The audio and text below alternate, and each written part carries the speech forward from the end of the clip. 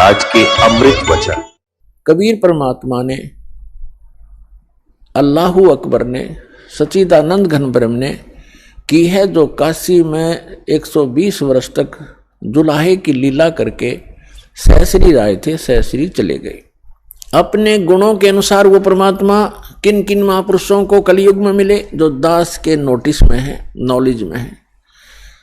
आदरणीय धर्मदास साहिब जी, आदरणीय मुल्कदास साहिब जी, आदरणीय दादू साहिब जी, आदरणीय नानक साहिब जी सिख धर्म के प्रवर्तक, आदरणीय गरीबदास साहिब जी गांव छुड़ानी जिला ददर हरियाणा वाले,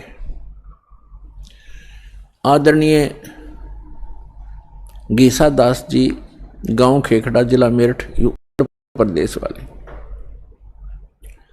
आदरणीय स्वामी रामानंद जी बनारस वाले, काशी वाले, इन महापुरुषों को वो परमात्मा अपनी लीला अनुसार, अपने गुणानुसार मिले और इनको सचखंड लेकर गए। धर्मदास जी को जब सचखंड लेकर गए 3 दिन तक वो अचेत रहे, 3 दिन और 3 रात। ऐसे ही मुल्कदास जी को लेकर गए, वो भी 3 दिन तक अचेत रहे। ऐसे ही नानक जी को लेकर गए, सिख धर्म के प्रवर्तक को, 3 दिन तक वो लापता रहे। उनका शरीर कहीं जंगल में रख दिया, उनकी आत्मा को लेकर परमात्मा सचखंड गए। तीसरे दिन उनको वापस छोड़ा।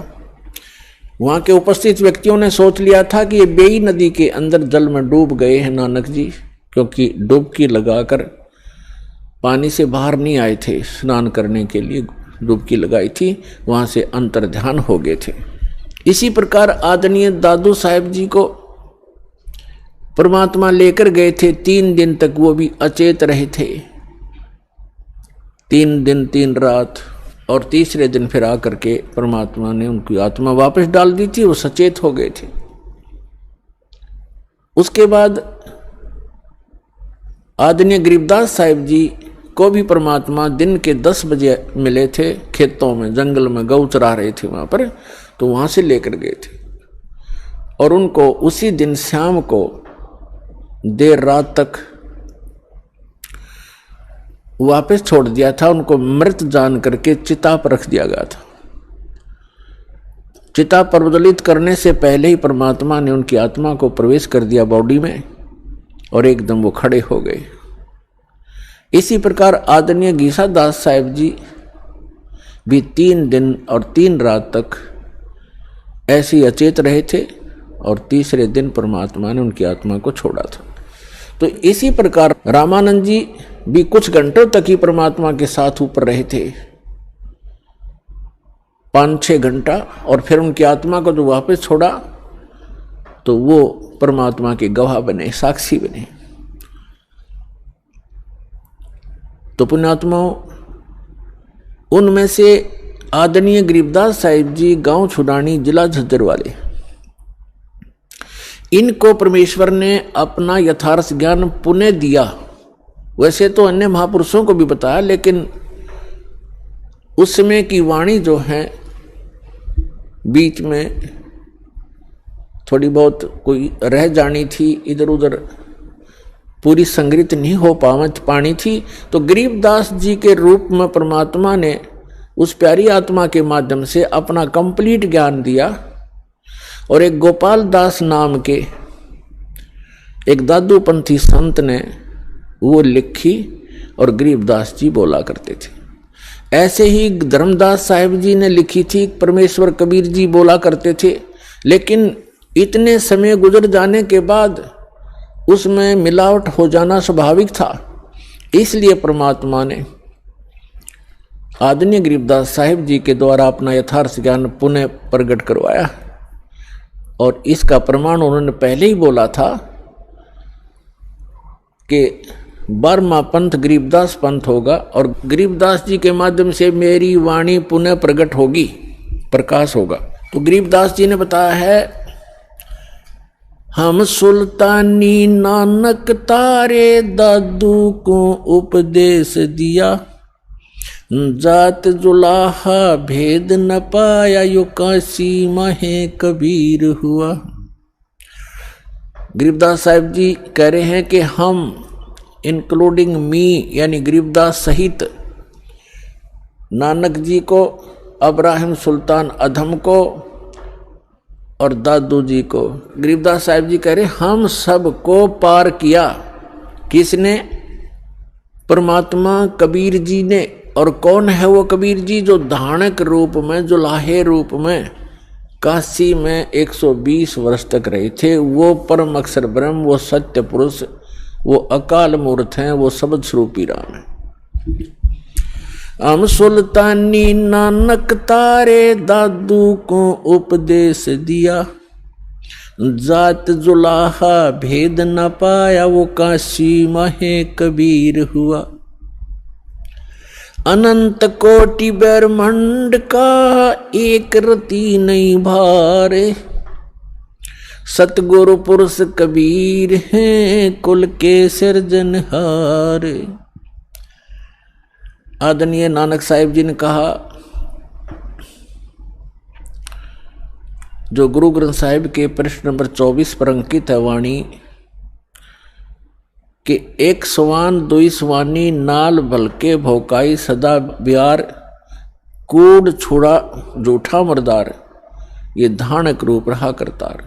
तेरा एक नाम तारे संसार में एहो आस एहे आधार और धानक रूप रहा करतार। फाई सूरत मुलुक की वेश ए ठगवाड़ा ठगी देश खरा सियाणा भौता भारी धानक रूप रहा करतार। परमात्मा सचखंड में लेकर गए आदरणीय नानक साहिब जी को। फिर परमेश्वर ने उनको बेई नदी के किनारे वापस छोड़ दिया सहशरीर। तो उसके बाद उन्होंने, परमात्मा ने सचखंड में कहा था कि मैं काशी में रहता हूँ, जुलाहे का काम, दानक का काम करता हूँ और सतनाम दूंगा, वहाँ आ जाना। सतनाम से मोक्ष होगा बच्चा, और कोई तरीका नहीं। तो नानक साहिब जी एक सुल्तानपुर शहर में एक नवाब के यहाँ मोदी खाने में नौकरी करते थे। वो नौकरी त्याग दी, सच्ची सरकार की नौकरी के लिए चल पड़े। बनारस में पहुंचे, जब देखा जो सचखंड में देखी थी जो सूरत, और वो देखा वहाँ एक जुलाहे के रूप में कपड़ा बुनते हुए, तब कहा था फाई सूरत मुल्क की वेश ए ठगवाड़ा ठगी देश खरा सियाणा बहुता बार ये धानक रूप रहा करता रहा। कहा था ये बोली आत्माओं, देखो ये लोगों आओ, ये अपने आप को छुपाए बैठा है, ये ठग है, ये ठगवाड़ा है। प्यार में रो रो कर कह रहे थे ये बैठा धानक रूप रहा करता और धानक रूप रहा करता। इसी प्रकार मुलुकदास जी ने कहा, दादू साहिब जी ने कहा है कि जिन मुख को निज नाम दिया सोए सतगुर हमार, दादू दूसरा कोई नहीं ये कबीर सिरजनहार। और मुलुकदास जी ने कहा था, जपो रे मन साहेब नाम कबीर, जपो रे मन परमेश्वर नाम कबीर। और फिर कहा है कि दास मलोक सलूक कहत है, खोजो खसम कबीर, जपो रे मन परमेश्वर नाम कबीर। काफी लंबा प्रकरण है, लेकिन हम थोड़ा थोड़ा आपको प्रमाण दे रहे हैं। और आदरणीय धर्मदास जी ने कहा है, आज मोहे दर्शन दियो जी कबीर, आज मोहे दर्शन दियो जी कबीर, सतलोक से चल कर आए, सतलोक से चल कर आए, काटन काल की जंजीर, आज मोहे दर्शन दियो जी कबीर, आज मोहे दियो जी कबीर। तो ऐसे इन महापुरुषों ने परमात्मा के गुणगान किए। और गरीबदास साहिब जी कहते हैं, अनंत कोट ब्रह्मांड का एक रति नहीं भार, और सतगुरु पुरुष कबीर हैं ये कुल के सृजनार। गरीबदास साहिब जी ने अपनी अमृतवाणी में परमात्मा की महिमा और हमें जो भगवान ने यहाँ क्रिया करने के संकेत दिए हैं, आदेश दिए हैं, वो वर्णन किया है, सुनाते हैं। क्या बताते हैं? कस्तूरी नाम कबीर है ये बिन छेड़े मैं कंत,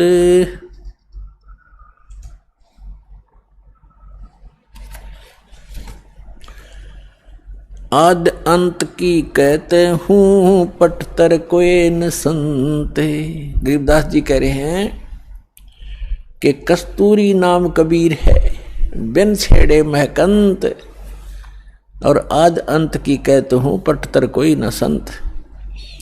कि जैसे कस्तूरी को चाहे कोई छुओ या ना छुओ, उसमें से प्रॉपर महक आती ही रहती है अपने आप ही।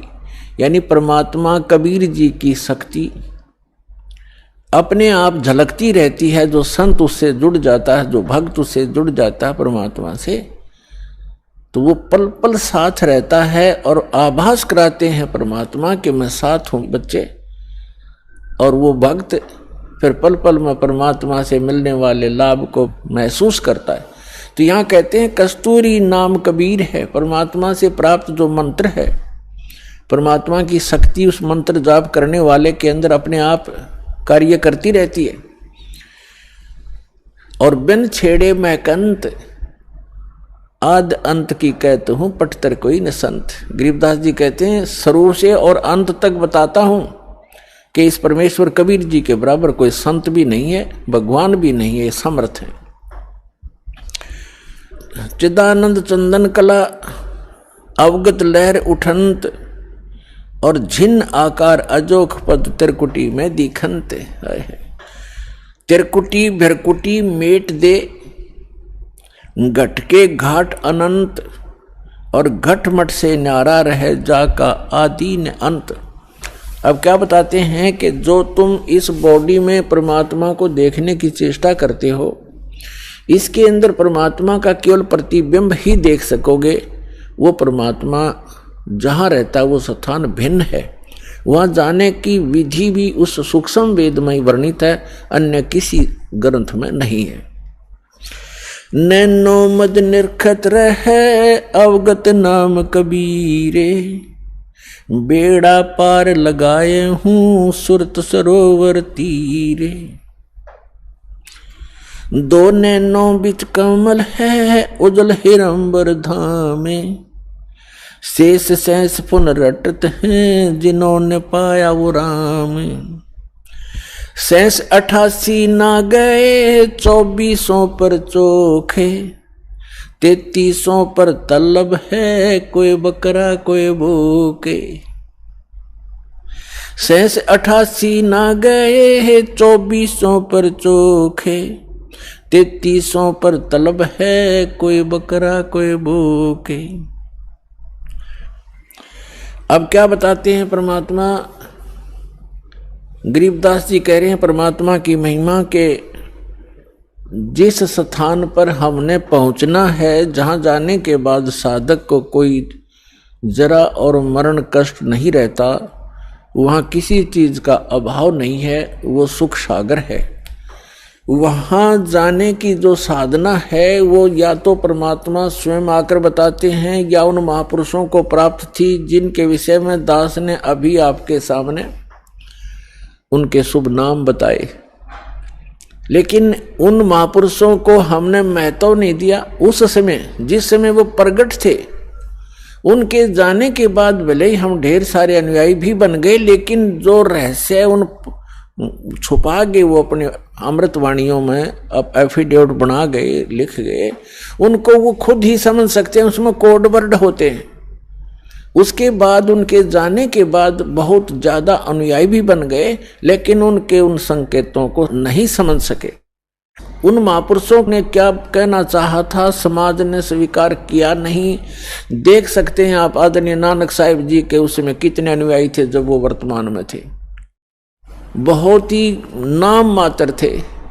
उनके जाने के बाद आप देख रहे थे करोड़ों की संख्या में शिष्य बन गए। अब वो उस समय अगर वर्तमान थे, उस समय कोई पूछने वाला ढंग से उनसे अर्ज करते तो वो रहस्य बता देते, लेकिन उस समय हम उनकी कीमत को समझ नहीं सके। ऐसे ही कबीर परमेश्वर आए थे, उस समय लोगों ने परमात्मा को समझा नहीं, वहां की जनता ने, तो वो परमात्मा अपना कोड वर्ड लिख कर चले गए। ऐसे ही गरीबदास साहिब जी को, मुल्कदास साहिब जी को, दादू साहिब जी को मिले, उस समय उनकी कोई किसी ना पूछ नहीं की, मैं तो नहीं दिया, जिस कारण से वो अपने कोड वर्ड छुपा कर चले गए। अब उन सभी सांकेतिक शब्दों को, उन अद्भुत रहस्यों को उजागर करने की बुद्धि इस दास को दी कबीर भगवान ने। तो सभी सदग्रंथों की, सभी महापुरुषों के को जो शुभ संकेत हैं और रहस्य में संकेत है, उनको बताने के लिए इस दास पर मेहर करी है, और वो आपको अब रूबरू कर रहा है, इसका लाभ उठाओ। अब क्या बताते हैं कि जो ज्ञान परमात्मा स्वयं आकर बताता है वो है मूल ज्ञान, तत्व ज्ञान, और उसको ना समझकर ये 88,000 ऋषि कहते शेष 88 ही ना गए और 2400 पर चौक। 88,000 ऋषि माने जाते हैं सनातन धर्म के अनुसार, और 24 अवतार माने जाते हैं, 25वां अभी आना शेष है। तो ये बता रहे हैं कि आप बात करते हो अपनी इन साधनाओं से पार होने की, वो 88,000 ऋषि नहीं पहुंचे, और ये 24 अवतार भी उस स्थान को प्राप्त नहीं कर सके, और 33 करोड़ देवता माने जाते हैं। कहते हैं 3300 पर तलब है, कोई बकरा कोई बोक है। सुर नर मुनिजन 33 करोड़ी, बंदे सभी निरंजन डोरी। ये 33 करोड़ देवता ये सब काल की डोर से बंधे हुए हैं, इनको यथार्थ ज्ञान नहीं। अपना आत्मा, अब यहाँ एक बहुत बड़ा जो है बहुत बड़ी शंका पैदा हो जाती है भक्त को कि 88,000 ऋषि ऐसे महापुरुष कहलाते हैं और वो भी पार नहीं हुए। तो पुण्यात्माओं, ये कहने से नहीं प्रमाणों से सिद्ध होगा कि न तो ब्रह्मा विष्णु महेश को ज्ञान था, और ऋषियों को तो होगा कहाँ, क्योंकि ब्रह्मा जी से ही ज्ञान प्राप्त है इनको। अब एक शब्द दास ने परमात्मा की अमर वाणी से, गरीबदास जी की वाणी से बोला है कि शेष 88 नहीं गए और 2400 पर चौक, 3300 पर तलब है, कोई बकरा कोई बोक। यानी 33 करोड़ देवता, 88,000 ऋषि, 24 अवतार जो अभी तक आ चुके, ये मोक्ष प्राप्ति नहीं कर सके।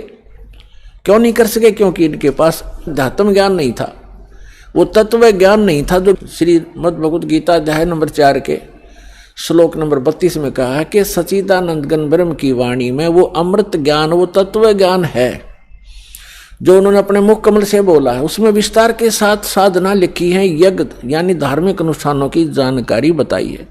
उसको जानने के बाद मोक्ष प्राप्ति होगी। चौथे अध्याय के 34वें श्लोक में गीता ज्ञानदाता कहता है कि अर्जुन,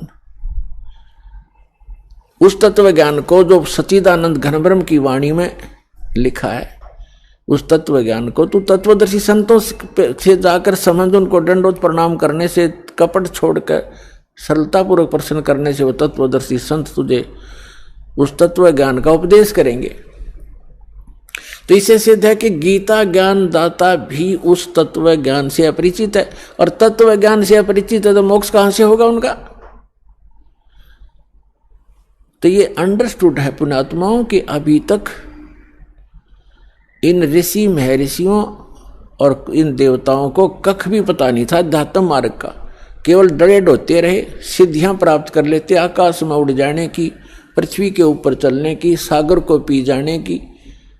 ये तो अपना जीवन नाश करने के एक चमत्कार हैं, और मोक्ष प्राप्ति के लिए वो मंत्र जो उसका आधार है वो इनको प्राप्त नहीं हुआ। अब इसका प्रमाण देखते हैं। श्री ब्रह्मा जी से ज्ञान प्राप्त है इन सभी ऋषि महर्षियों को,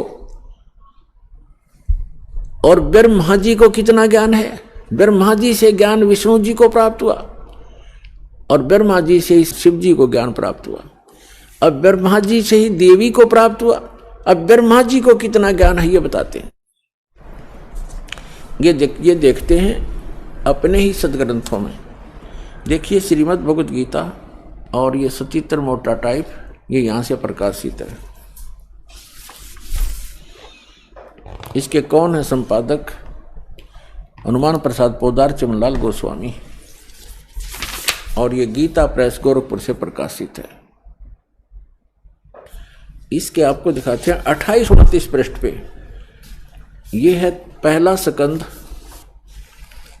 संक्षिप्त देवी भागवत देवी पुराण, और 28 पृष्ठ पे यहां Vyas ji, writer of the all Purana and Veda, Narad ji ने कहा, महाभाग व्यास जी, तुम इस विषय में जो पूछ रहे हो ठीक यही प्रश्न मेरे पिताजी ने भगवान श्री हरि से किया था। देवादिदेव भगवान जगत के स्वामी हैं, लक्ष्मी जी उनकी सेवा में उपस्थित रहती हैं, दिव्य कौस्तुभ मणि उनकी शोभा बढ़ाती है, वे शंख चक्र गदा लिए रहते हैं, पीताम्बर धारण करते हैं, 4 भुजाएं हैं, वक्ष स्थल पर श्री वत्स का चिन्ह चमकता रहता है, वे चराचर जगत के आश्रय दाता हैं, जगत गुरु एवं देवताओं के भी देवता हैं। ऐसे जगत प्रभु भगवान श्री हरि यानी विष्णु जी महान तप कर रहे थे, उनकी समाधि लगी थी। यह देखकर मेरे पिता ब्रह्मा जी को बड़ा आश्चर्य हुआ। अतः उन्होंने उनसे जानने की इच्छा प्रकट की। ब्रह्मा जी ने पूछा, प्रभु आप देवताओं के अध्यक्ष, जगत के स्वामी, भूत भविष्य एवं वर्तमान के सभी जीवों के एकमात्र शासक हैं। भगवान फिर आप क्यों तपस्या कर रहे हैं और किस देवता की आराधना में ध्यान मग्न है? मुझे असीम आश्चर्य तो ये हो रहा कि आप देवेश्वर एवं सारे संसार के शासक होते हुए भी समाधि लगाए बैठे हैं।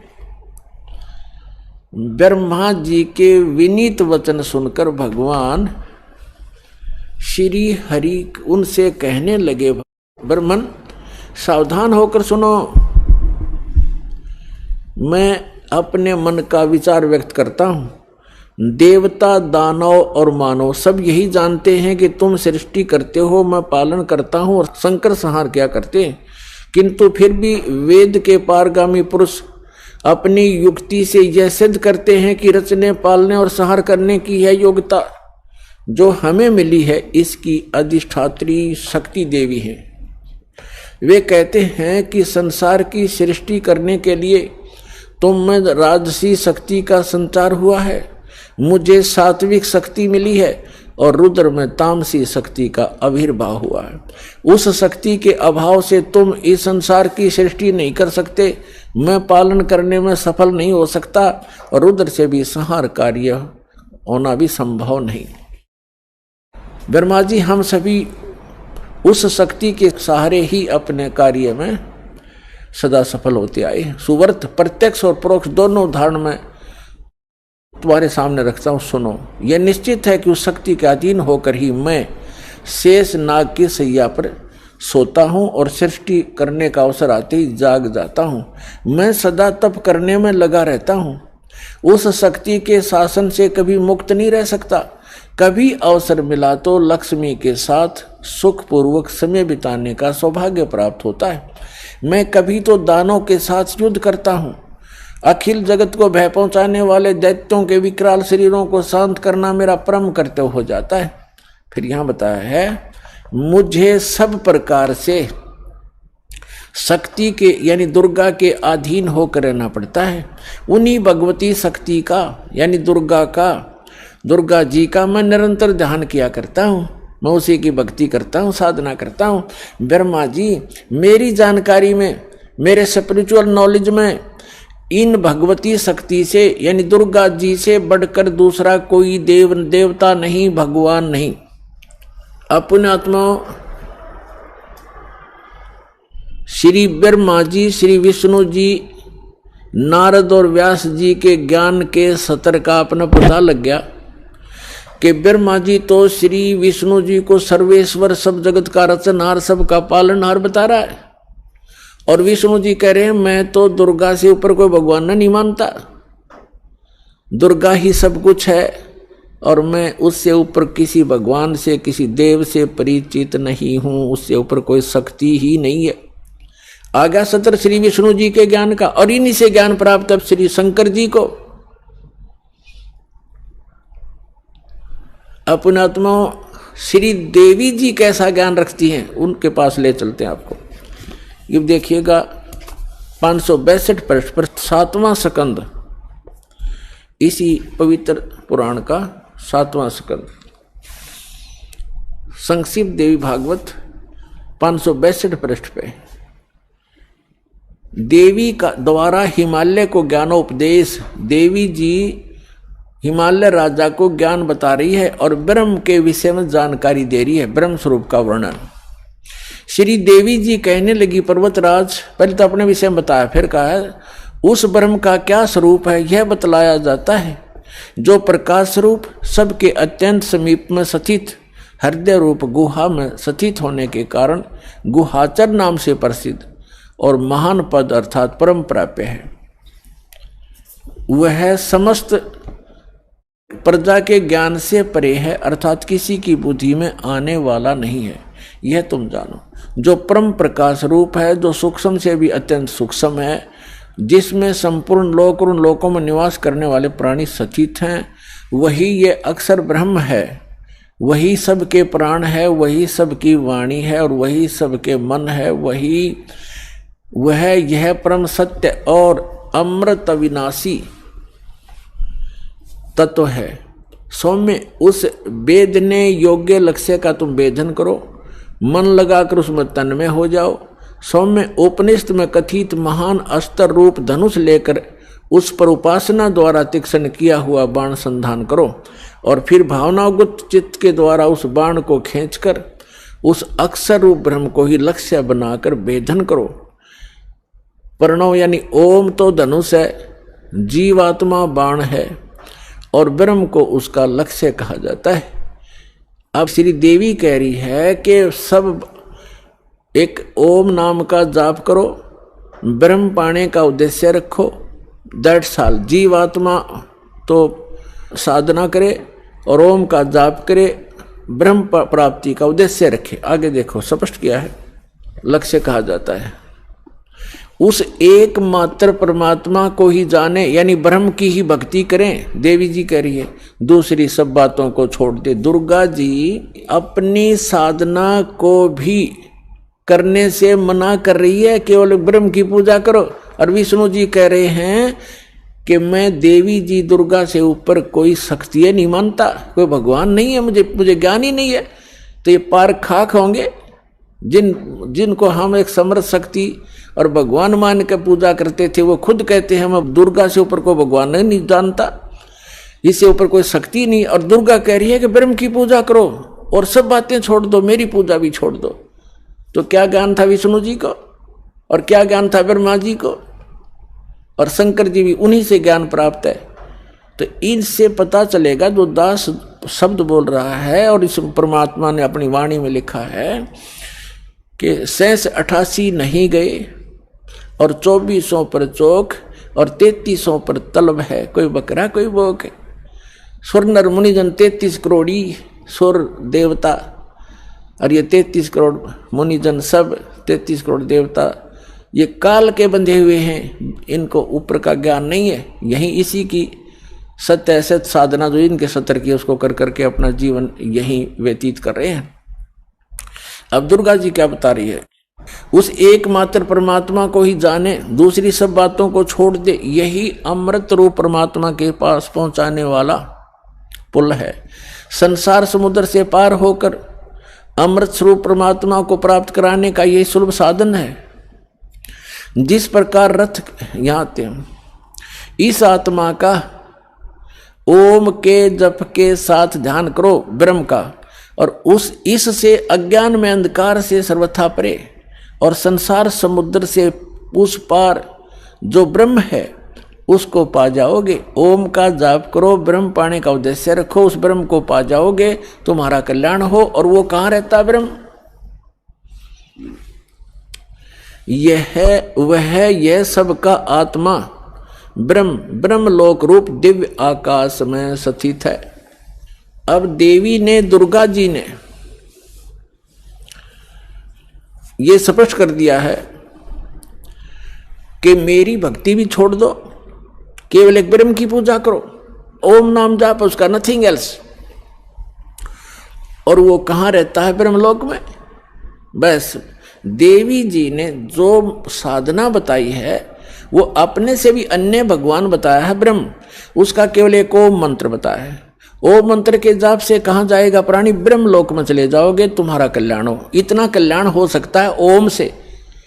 अब गीता ज्ञान दाता ये ब्रह्म है। गीता अध्याय नंबर 8 के श्लोक नंबर 13 में गीता ज्ञान दाता कहता है ओम इति एकाक्षरम ब्रह्म व्यवहारण मामनुसमरण ये प्रियाति तजंदेहम सयाति परमाम गति। माम ब्रह्म, ये अनुवाद करता हूं ना, थोड़ी गलती कर रखी है इसमें। मुझ ब्रह्म का केवल एक ओम मंत्र है। आपको दिखाते हैं श्रीमद् भगवत गीता, देखिएगा। ये जयदयाल गोविंद का इसके अनुवादक हैं और गीता प्रेस गुरुपुर से ये प्रकाशित है। गीता अध्याय नंबर 8 के श्लोक नंबर 13 में आपको दिखाते हैं। श्रीमद् भगवत गीता अध्याय 8 और श्लोक नंबर 13 में। इसमें हम संस्कृत भी पढ़ेंगे। ओम इति एकाक्षरम ब्रह्म व्यवहारण मामनुसमरण ये प्रियाति तजंदेहम सयाति परमाम गतिम। ये क्या कहता है? माम ब्रह्म, मुझ ब्रह्म का केवल एक ओम अक्षर है। ओम यह एक अक्षर है, नथिंग एल्स। उच्चारण करके सिमरण करता हुआ ये प्रियाति तजंदेहम, जो शरीर त्याग कर जाता है ओम नाम का सिमरण करता हुआ, सयाति परमाम गतिम, वह ओम से मिलने वाली परम गति को प्राप्त होता है। ये श्री देवी जी ने देवी पुराण में स्पष्ट कर दिया है। ओम नाम का जाप करने वाला ब्रह्म की साधना करता है, ब्रह्म को प्राप्त होता है, वो ब्रह्म लोक में रहता है। अब श्रीमद् भगवद गीता अध्याय नंबर 8 के श्लोक नंबर 16 में कहा है कि ब्रह्म लोक में गए हुए साधक भी फिर लौटकर पुनरावर्ती में आते हैं, उनकी जन्म मृत्यु होती है, वो मोक्ष प्राप्त नहीं कर सकते, पूर्ण मोक्ष प्राप्ति नहीं कर सकते। देखिएगा श्रीमद् भगवद गीता अध्याय नंबर 8 के और श्लोक नंबर 16 में। हे अर्जुन, ब्रह्मलोक पर्यंत सब लोग पुनरावर्ती में हैं। यहाँ देखना, इन स्टार लगा रखे है, इस पे स्टार यहाँ है। अर्थात जिनको प्राप्त होकर यानी ब्रह्मलोक में जाकर पीछे संसार में आना पड़े, ऐसे पुनरावर्ती कही गई है। ब्रह्मलोक पर्यंत यानी ब्रह्मलोक तक जितने भी लोक हैं उनमें गए हुए प्राणी वहां जाकर वापस आते हैं। और ये सिद्ध होगा। अब यहाँ थोड़ा सा ये अज्ञानी विचलित कर देंगे आपको कि इसमें ये लिखा आगे कि मुझे प्राप्त होकर पुनर्जन्म नहीं होता, गीता ज्ञानदाता कहता है। यहाँ ये अनुवाद गलत किया इन्होंने, देखिएगा, क्योंकि ये कंसेप्ट क्लियर करना पड़ेगा। अब गीता अध्याय नंबर 8 का श्लोक 16 पढ़ रहे हैं हम। हे अर्जुन, ब्रह्मलोक पर्यंत सब लोग पुनरावर्ती में हैं। पुनरावर्ती माने वहां जिनको प्राप्त होकर पीछे संसार में आना पड़े, ऐसे लोग हैं ये। परंतु यहां लिखा, परंतु हे कुंती पुत्र, मुझको प्राप्त होकर पुनर्जन्म नहीं होता। अब यहां अनुवाद गलत किया है ना, विद्यते का अर्थ लिख दिया होता। विद्ध जो विद्धता माने है, विद धातु से बना है ये विद धातु, विद माने जानना होता है, न विदते माने जो ये नहीं जानते। कि ब्रह्मलोक में गए हुए प्राणी भी पुनरावृत्ति में होते हैं, वो मुझे प्राप्त होकर भी पुनर्जन्म को प्राप्त करते रहते हैं अर्जुन। इसका अर्थ ये बनता है, इन्होंने गलत कर रखा है, इसका अर्थ ये बनता है जो ये नहीं जानते कि ब्रह्मलोक में गए हुए प्राणी भी पुनरावृत्ति में है, वहां गए हुए भी उनका पुनर्जन्म होता ही है, तो वो मुझे प्राप्त होकर भी मेरी साधना करके भी वो पुनरावृत्ति में ही हैं, उनका पुनर्जन्म है अर्जुन, जो ये नहीं जानते। ये देखो फिर अब समझ में आएगा आपको। ये लिखा है अब्रह्म भुवनाथ लोका पुनरावृत्ति ने अर्जुन। यह कहता है कि माम उपेते तू कौनते पुनर्जन्म, मुझे प्राप्त होकर पुनर्जन्म है। न विदते माने जो ये नहीं जानते कि आ ब्रह्म भुवनाथ लोका पुनरावृत्ति ने अर्जुन माम उपेते तू कुंते पुनर्जन्म, मुझे प्राप्त होकर तो अर्जुन पुनर्जन्म ही होता है। जो ये नहीं जानते, जो ये नहीं जानते कि मुझे प्राप्त होकर भी पुनर्जन्म होता है, क्योंकि मैं ब्रह्मलोक में रहता हूं और ब्रह्मलोक में गए प्राणी पुनरावृत्ति में हैं, तो उन साधकों का भी पुनर्जन्म होता है। जो ये नहीं जानते कि ब्रह्मलोक में गए हुए प्राणी पुनर्जन्म में आते हैं, मुझे प्राप्त होकर भी वो पुनर्जन्म ही प्राप्त करते हैं। इसका ये अर्थ है सीधा सा।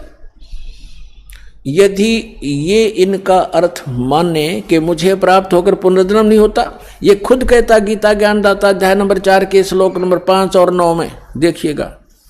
ये है श्रीमद् भगवद गीता अध्याय नंबर 4 है, इसका मंत्र नंबर 5 यहाँ से प्रारंभ होता है और इसका यहाँ अनुवाद है। हे प्रणतम अर्जुन, मेरे और तेरे बहुत से जन्म हो चुके हैं। गीता ज्ञानदाता कहता है कि हे परंतम अर्जुन, मेरे और तेरे बहुत जन्म हो चुके हैं, उन सबको तू नहीं जानता, मैं जानता हूं। और यहां देखो अध्याय 4 के मंत्र 9 में कहा है कि अर्जुन मेरे जन्म और कर्म दिव्य हैं, अलौकिक हैं, यानी जन्म और मृत्यु तो होता ही है। गीता ज्ञानदाता का अध्याय नंबर 2 के श्लोक नंबर 12 में देखिएगा।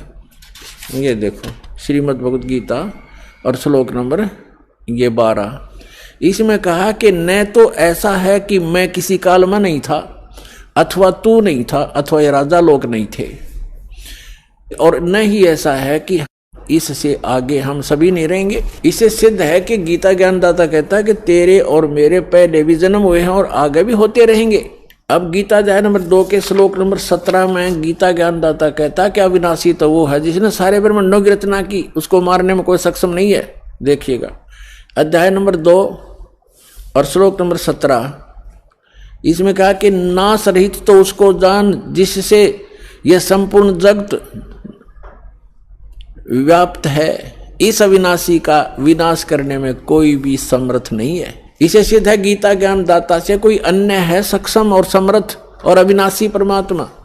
गीता अध्याय नंबर 10 के श्लोक नंबर 2 में गीता ज्ञानदाता स्वयं कहता है कि अर्जुन मेरी उत्पत्ति को ना ते देवता जानते ना ऋषि, क्योंकि इन सब की उत्पत्ति का कारण मैं हूं, क्योंकि ये सभी इस काल से उत्पन्न हुए ब्रह्म से। गीता ज्ञानदाता ब्रह्म है, इसको सरपुरुष कहा है। श्रीमद् भगवद गीता अध्याय नंबर 15 के श्लोक 16 और 17 में 3 पुरुष हैं, सरपुरुष और अक्षर पुरुष। सरपुरुष ये ब्रह्म है गीता ज्ञानदाता, जो श्री कृष्ण में प्रवेश करके बोल रहा है। ये केवल 21 ब्रह्मांड का प्रभु है, स्वामी है, मालिक है। और अक्षर पुरुष ये 7 संग ब्रह्मांड का स्वामी है, 7 संग ब्रह्मांड का, इतना ही वो मालिक है, स्वामी है, प्रभु है। और गीता अध्याय नंबर 15 के श्लोक नंबर 17 में कहा कि उत्तम पुरुष है तू अन्य। उत्तम पुरुष यानी श्रेष्ठ परमात्मा, पुरुषोत्तम तो कोई और है इन दोनों से, सरपुरुष और अक्षर पुरुष से, और वही परमात्मा कहलाता है। परमात्मा इति उदाहरत है, उत्तम पुरुषत्व अन्य परमात्मा इति उदाहरत है। यह लोक तरम आविश्य विभर्ति अवैश्वर है, जो तीनों लोकों में प्रवेश करके सबका धारण पोषण करता, वो है विनाशी भगवान। तो यहां गीता ज्ञानदाता अध्याय नंबर 10 के श्लोक नंबर 2 में कहता है कि मेरी उत्पत्ति को, यानी उत्पत्ति तो हुई है इसकी।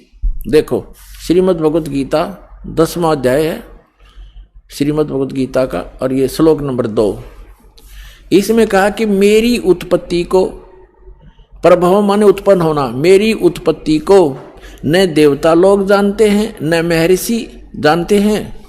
मेरी उत्पत्ति को न तो देवता लोग जानते हैं न महर्षि जानते हैं, क्योंकि मैं सब प्रकार से देवताओं का और महर्षियों का आदि कारण हूं, यानी इनकी उत्पत्ति मेरे से हुई है। ये आप सृष्टि रचना जो दास ने बहुत बार सुनाई है उससे आप आसानी से समझ सकते हैं। अब इससे सिद्ध हो गया कि गीता ज्ञान दाता ब्रह्म है और इसकी जन्म मृत्यु होती है। यदि श्रीमद् भगवत गीता अध्याय नंबर 8 के श्लोक नंबर 16 जो इन्होंने अनुवाद किया, अनुवादकर्ताओं ने ये अर्थ लगाएं कि मुझे प्राप्त होकर पुनर्जन्म नहीं होता अर्जुन, और फिर ये भी कह रहा है कि ब्रह्मलोक में गए हुए सब पुनरावृत्ति में है, वहां गए हुए सब का जन्म मृत्यु होता है, तो वो अर्थ गलत है। वास्तविकता ये है कि गीता ज्ञानदाता कहता है मैं ब्रह्म हूं, मेरा ओम नाम है, और ओम नाम के जाप से जो मोक्ष होता है वही परम गति मेरे सतर की है। उसके विषय में श्री देवी जी ने स्पष्ट कर दिया है 7वें स्कंद में 562 पृष्ठ पे, सचित्र मोटा टाइप, गीता प्रेस गोरखपुर से प्रकाशित में। देवी हिमालय को कह रही है कि ओम नाम का जाप करो, ब्रह्म पाने का उद्देश्य रखो, इससे तुम्हारा कल्याण हो जाएगा और वहां चले जाओगे, उसको प्राप्त हो जाओगे। वो कहाँ रहता है? ब्रह्मलोक में रहता है। और यहां भी 8वें अध्याय के 13वें श्लोक में गीता ज्ञानदाता कहता है मुझ ब्रह्म का केवल एक ओम मंत्र है, नथिंग एल्स। और ओम नाम का जाप करके उससे मिलने वाली जो परम गति उसको प्राप्त होगे। 8वें अध्याय के 16वें श्लोक में लिखा है कि ब्रह्मलोक में गए हुए प्राणी भी पुनरावृत्ति में है, उनका जन्म मृत्यु होता है। इति सिद्ध। अब गीता ज्ञानदाता अपने भी जन्म मृत्यु बताता है, तो उसके साधक के भी जन्म मृत्यु सदा बने रहेंगे, और सदा जन्म मृत्यु बना रहेगा तो वो जीव सुखी नहीं हो सकता, उसको परम शांति नहीं हो सकती। इसलिए गीता ज्ञानदाता अपने से अन्य उस समर्थ और अविनाशी परमात्मा की शरण में जाने को कह रहा है। श्रीमद् भगवत गीता अध्याय नंबर 18 के श्लोक नंबर 62 में गीता ज्ञानदाता कहता है अर्जुन तू सर्वभाव से उस परमेश्वर की शरण में जा, यानी कोई अन्य है वो। ये देखिएगा श्रीमद् भगवत गीता अध्याय 18 का और श्लोक नंबर हम 62 पढ़ेंगे।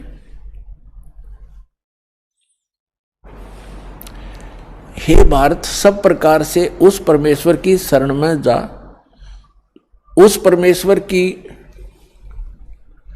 कृपा से ही तू परम शांति को और सनातन परम धाम को प्राप्त होगा। इससे सिद्ध हो गया कि गीता ज्ञान दाता की साधना से न तो परम शांति हुए, ना वो शाश्वत स्थान मिला जो कभी नष्ट में नहीं आता, कभी नाश नहीं होता। अब श्री मद् भगवत गीता अध्याय नंबर 15 के श्लोक नंबर 1 से 4 में एक निष्कर्ष दिया है। जैसे श्रीमद् भगवत गीता अध्याय नंबर 4 के श्लोक नंबर 32 और 34 में स्पष्ट किया था दास ने कि उसमें कहा गया है कि 32वें श्लोक में कहा है कि अर्जुन यज्ञों की जानकारी, यानी यज्ञ माने धार्मिक अनुष्ठान साधनाओं की जानकारी सच्चिदानंद घन ब्रह्म यानी उस परम अक्षर ब्रह्म के मुख कमल से उच्चरित वाणी में वो बोली गई है, वो तत्व ज्ञान है, उसमें विस्तार से कही गई है, और उसके जानने के बाद फिर पूर्ण मोक्ष प्राप्त हो जाता है।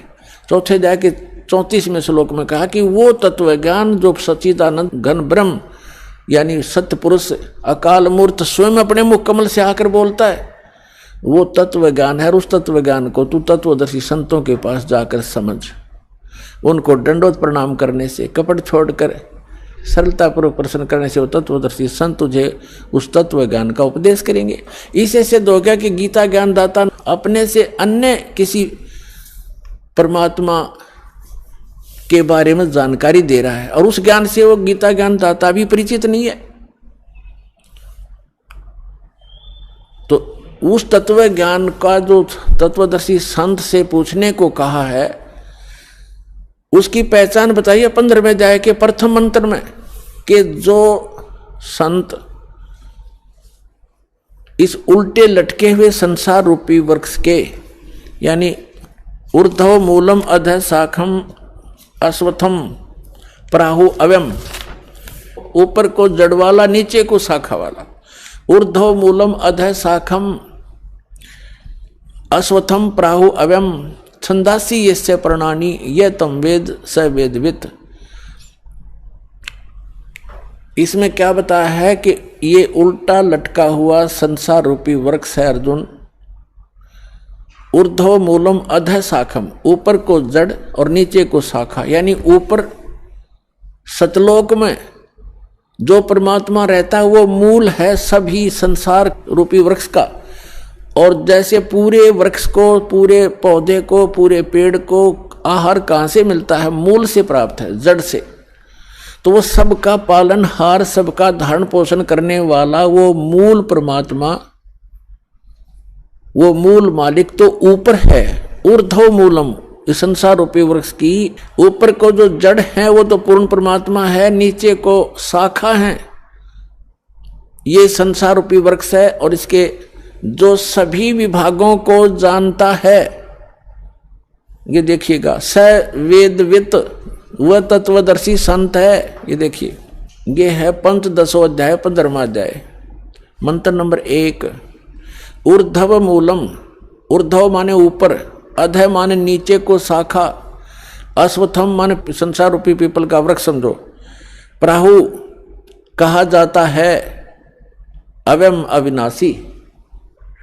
ऊर्ध्व मूलम अधः शाखम अश्वत्थम प्राहु अव्यम छंदासी यस्य प्रणानी ये तम वेद स वेदवित। इसका सीधा सा अर्थ है कि ऊपर को जड़, ये देखिएगा, ये संसार रूपी वृक्ष का एक चित्र जानो, ऊपर को जड़ और नीचे को शाखा वाला है, ये संसार रूपी वृक्ष है। और जो संत जड़ से लेकर, मूल से लेकर तना, मोटी डार, शाखा और पत्तों तक बता देगा, स वेदवित, वो तत्वदर्शी संत है। अभी दास ने सत्संग के प्रारंभ में कहा था, तुम साहेब तुम संत हो, तुम सतगुरु तुम हंस, गरीब दास तेरे रूप बिना और न दूजा अंश।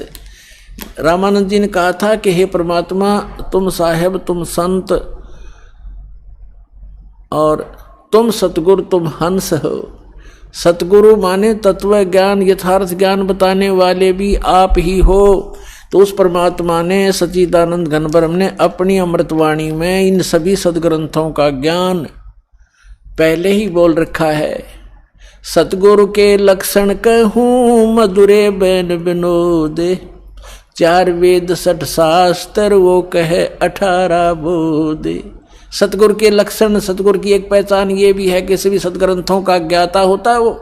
तो वो परमात्मा स्वयं ही थे। 600 वर्ष पहले कहा था, अक्षर पुरुष एक पेड़ है, सर पुरुष वाकी डारे, तीनों देवा शाखा हैं ये पात रूप संसार। आइए अब हम उन श्रद्धालुओं के अनुभव जानते हैं जो जगत गुरु तत्वदर्शी संत रामपाल जी महाराज जी से दीक्षा प्राप्त कर चुके हैं तथा उनके द्वारा बताए गए भक्ति मार्ग पर चल रहे हैं। नमस्कार सर। नमस्ते सर जी। सर आपका क्या नाम है? अजीत सिंह नाम है सर जी मेरा। सर आप कहाँ से आए हैं? सर यूपी लखनऊ से बिलोंग करता हूँ। सर आप क्या काम करते हैं? सर प्रॉपर्टी डीलिंग का काम करता हूँ। सर संत रामपाल जी महाराज जी से नाम दीक्षा लेने से पहले आप क्या भक्ति साधना करते थे? सर जी मैं माँ दुर्गा की अटूट भक्ति करता था। ऐसा नहीं, बहुत अटूट भक्ति करता था। मुझे लखनऊ में निवास देने वाली माँ दुर्गा ही है और सब कुछ दुर्गा ही का मेरा हुआ, यहाँ बसाया हुआ घर है और सब कुछ बिन मांगे दुर्गा मुझे दिया। मेरी 2 संतान भी दुर्गा जी ने की आशीर्वाद से प्राप्त हुई हैं और ऐसी प्राप्त हुई कि मैंने अभी तक कभी अपने बच्चों को कभी टेटनेस का इंजेक्शन भी नहीं लगवाया है और जो कुछ होता था सब दुर्गा के आशीर्वाद से ही होता था। तो एक दिन ऐसा हुआ कि मेरे ऊपर कुछ आपदाएं आ गई और उस आपदाओं के कारण मैं बड़ा दुखी हो गया। मेरे कई बार, एक बार 2-3 बार एक्सीडेंट होने से ही बचा मैं। मेरी पत्नी का भी एक्सीडेंट 1-2 बार हो चुका था। मेरे बच्चे भी बड़े बीमार रहते थे। तो एक दिन मैंने ऐसे लेटे लेटे मैं अपनी पत्नी से बात कर रहा था कि यार ऐसा इतना कष्ट क्यों आ रहा है, जब मैं इतनी माँ दुर्गा की भक्ति कर रहा हूँ, हम लोग दोनों इतने लगन से भक्ति कर रहे हैं, ऐसा क्यों हो रहा है। तो अचानक कैसा हुआ कि मेरी पत्नी ने मेरा नाम लेकर के बोली कि अजीत तू इतना क्यों ऐसा घबराता है। तो हमने कि जब मैं एकदम चौंक गया कि पत्नी मेरी नाम ले रही है। तो फिर मैंने पूछा आपने मेरा नाम क्यों लिया। बोले मैं तेरी पत्नी नहीं हूँ, मैं माँ दुर्गा हूँ। तो हमने तब मैंने कहा ठीक है अम्मी को रुकिए, मैं आपसे थोड़ा बात करूँगा। तो हमने कि जब मैं आपकी अटूट भक्ति कर रहा हूँ, मुझे इतना कष्ट क्यों हो रहे हैं। तो मैंने एक थोड़ा सा एक वो बोला। तो हमने कि घर के बिछड़े बन गए हैं, बनों में लग गई आग, बन बेचारा क्या कर जब करवल लागी आग। तो हमने ऐसा क्यों हो रहा है मेरे साथ। तो उसने कहा कि अभी तक तो जो आपके दुख थे वो मेरे हरने लायक थे, अब मेरे हरने से बाहर हैं। तो हमने कि ऐसा क्यों, जब तुम जग जननी हो तो ये दुख क्यों नहीं दूर हो रहे हैं, मैं आपकी इतनी अटूट भक्ति कर रहा हूँ। तो अब इसके बारे में नहीं बता सकता हूँ। तो उसने हमसे कहा कि एक दिन याद करिए, जब मैं एक बार आलमबाग में रहता था, शुरुआत में जब आया था, तो हमने ऐसी मेरी वार्तालाप हुई थी दुर्गा से। तो हमने कहा था ऐसा क्यों हो रहा, मुझे ऐसे दिन हमें चलते रहेंगे। बोले एक दिन ऐसा समय आएगा तेरे कभी आपके दुख कभी आपको छू नहीं सकेंगे, एक ऐसा दिन समय आएगा वो।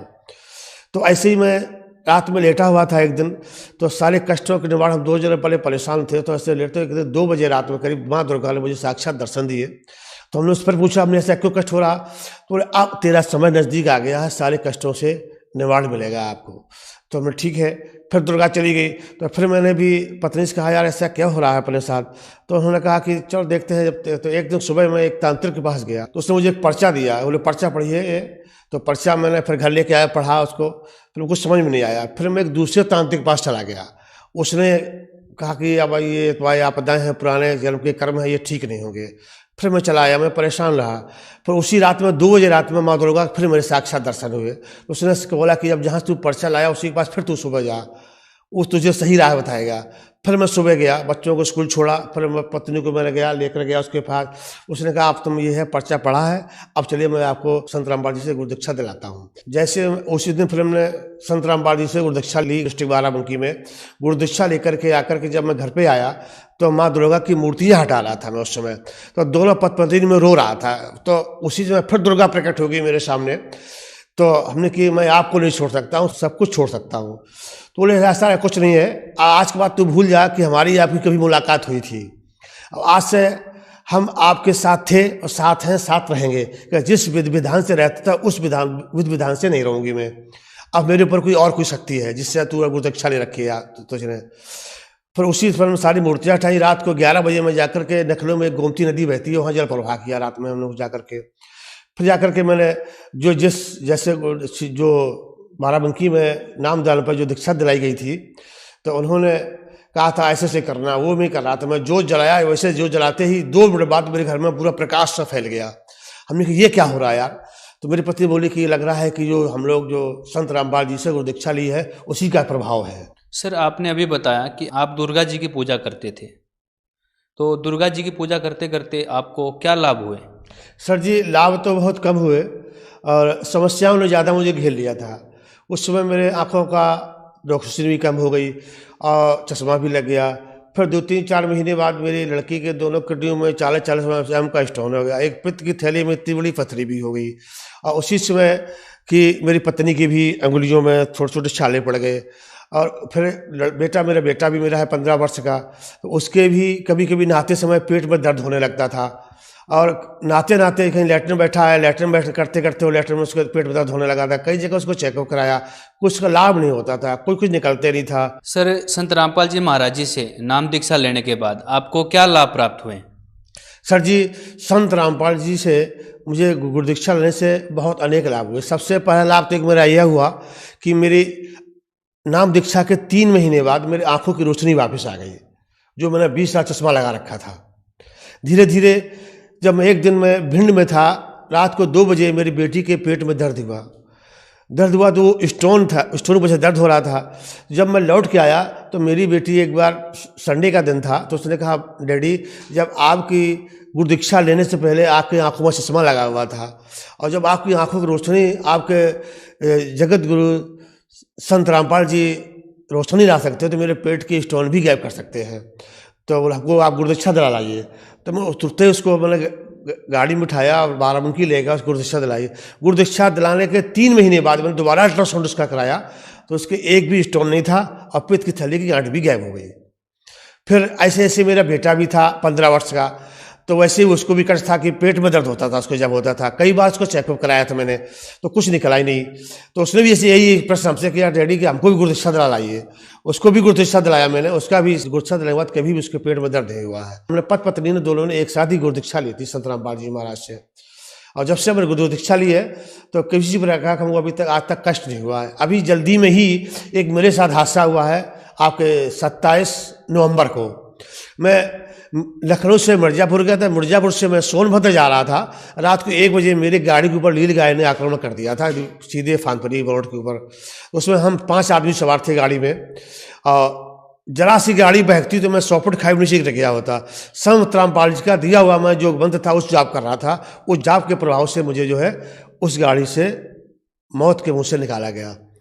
उसी डैमेज गाड़ी के हालत में मिर्ज़ापुर के आगे एक पड़ता शक्ति नगर, वहाँ तक गया मैं, और वहाँ से फिर वापस आया मैं। और सब लोग देख रहे थे कि ये गाड़ी चल कैसे रही है। ये सभी कहते थे जो मेरे साथ गाड़ी में सवार थे, बोले आपके जो गुरु जी हैं उनकी कृपा से ही आपकी गाड़ी चल रही है, उसकी कृपा से मेरी हम लोग 5 आदमी की जान बची है। जब से मैं संत गुरु रामपाल जी महाराज की शरण में जब से मैं आया मैं, मेरे परिवार में किसी प्रकार की कोई आपत्ति नहीं आ रही और न किसी प्रकार का कष्ट है। संपूर्ण रूप से हम लोग पूरे संपूर्ण से मैं सब लोग सुखी हैं, किसी प्रकार का कष्ट नहीं है। सर आपसे हम ये जानना चाहते हैं, क्या संत रामपाल जी महाराज जी से नाम दीक्षा लेने से बीमारियां बिल्कुल ठीक हो जाती हैं? जी सर, यस सर, बिल्कुल बीमारी ठीक है, क्योंकि जो हमारे जो ग्रंथों में लिखा है उसी के आधार पर ये भक्ति बताते हैं। अभी तक जो हम भक्ति कर रहे थे वो कहीं ग्रंथ में कहीं नहीं लिखा हुआ है। और जो भी धर्म गुरु जितने हैं संसार में वो सब लोक वेद के आधार पर ज्ञान देते हैं। हमारे जो संत गुरु रामपाल जी महाराज हैं वो सारे वेदों से प्राण में दिया हुआ ज्ञान देते हैं, इसीलिए हम लोगों के सारे कष्ट दूर हो गए हैं। सर आप जन समुदाय को क्या संदेश देना चाहते हैं? सर जी, मैं जन समुदाय को संदेश तक का मैं प्रार्थना करना चाहता हूँ। सभी भाई बहनों से, सारे जगत से मैं यही प्रार्थना करता हूँ कि ये लोक वेद है। लोक वेद में किसी प्रकार का मोक्ष नहीं है, कष्ट के अलावा कुछ नहीं मिलेगा। देवी दुर्गा की भक्ति करिए या किसी भी भगवान की भक्ति करते हैं, चाहे ब्रह्मा विष्णु महेश की भक्ति करिए, इनसे कहीं मोक्ष नहीं मिलेगा। ये लोक वेद है, कहीं मेरे ग्रंथों में नहीं लिखा है। और जल्दी हो सके तो आप संत रामपाल जी के शरण में आकर के पूर्ण भक्ति बताते हैं, ग्रंथों के अनुसार सारी भक्ति बताते हैं, उसी से मोक्ष मिलेगा। हो सके जल्दी आकर इनके शरण में आप नाम दीक्षा लीजिए, अपना कल्याण करवाइए। संत रामपाल जी महाराज जी से यदि कोई नाम दीक्षा लेना चाहे तो कैसे ले सकते हैं? सर, संत रामपाल जी से दीक्षा लेने के लिए आज जो है कई चरणों पर उनका सत्संग चल रहा है। सत्संग चलते समय एक नीचे पट्टी चलती है, उस पर सतलोक आश्रम का नंबर आते हैं, और उस नंबरों से आप कांटेक्ट करिए या मैसेज करिए, और वहाँ से आपको जो नज़दीकी केंद्र होगा वहाँ से आपको नंबर मिल जाएगा। उस नंबर में जाकर के संत रामपाल जी से अपनी गुरु दीक्षा लीजिए और कल्याण करवाइए। धन्यवाद सर। सत साहब।